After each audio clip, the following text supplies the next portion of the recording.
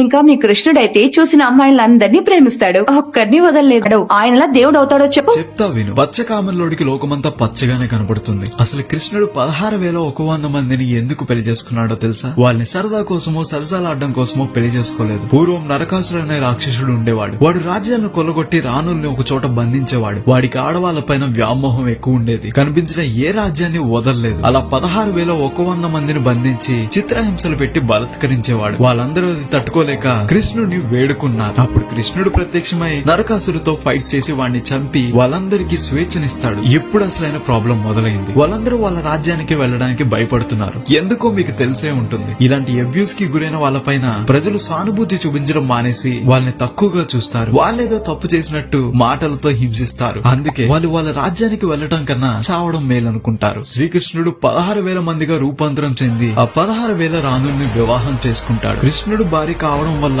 వాళ్ళకి సొసైటీలో మర్యాదనిస్తారు. వాళ్ళని ఒక రాణిలాగా ఒక దేవతలా చూస్తారని ఇలా చేస్తాడు. ఇలాంటి మరిన్ని విషయాలు తెలుసుకోవాలనుకుంటే కోదా స్టేషన్ ని ఫాలో అయిపోదు మరి.